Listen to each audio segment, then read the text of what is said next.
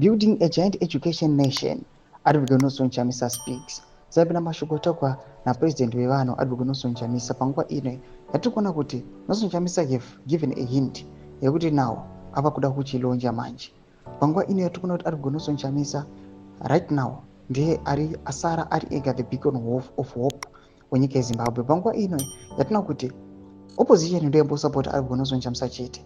But panguwa ino nekezi kuti kam the ruling party ZANU-PF nekuzunguka kuita mafactions. Some of the people vanokona kuti aiwa NACHAMISA kunenge kune plan kuti vasubscribe or like on the bell kuti ipina panapa CHAMISA mudanyira chiti people of Zimbabwe, my heart is burdened when I hear many of you tell me that you can no longer afford to send your children to school.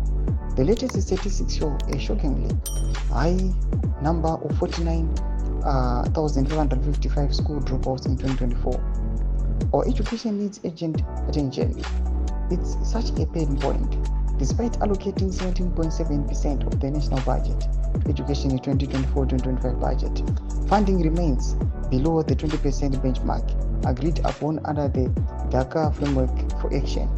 We will build a great education nation. A time is coming when education will no longer be only for those who can pay for it. A time is coming when Zimbabwe will be renowned as an education nation. We will educate the world. A time is coming when our children from all backgrounds and every corner of Zimbabwe will be filled with hope again. A time is coming when our young people will dream dreams and be empowered to live out those dreams in their lifetimes. Education and not corruption will produce admirable and honorable role models worth emulating. Time is coming. The new plan.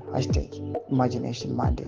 Mashukanta kwa NACHAMISA panguwa ino achaitaura mashoko achiti aiwa education panguwa ino iri kuratidza kuti kuri kuenda vana kuchikoro vanhu vari kukwanisa is either vanhuvo vanenge vane vabereki vari mugovernment, vamwe vanokwanisa kutodzidza kundedzi kwenyika, vamwe vanodzidza kuma private schools, but kuri kunokwanisa most of the people vari murural areas vari kutodropa out of school. Now zvakutoshifta zvichitopinda noma urban areas. Vanhu vari kutonoka kunzi they are failing to send their kids to provide them with textbooks na exercises. Achipa nguva ino achiti maunits aimbovakwe muendesa vana kuchikoro, but zvese zvomari dzezirongorohwa nevakomana vari kunzi zvikananda panguva inei. Ari kuya panapa achipa vanhu hope achiti in the new government yavo NACHAMISA mwana wese achanga achikwanisa kuenda kuchikoro. Tudze mafundo enyu motudi pamusoro pechiitiko chipinda comment section yedu. Subscribe or like, check on the bell icon.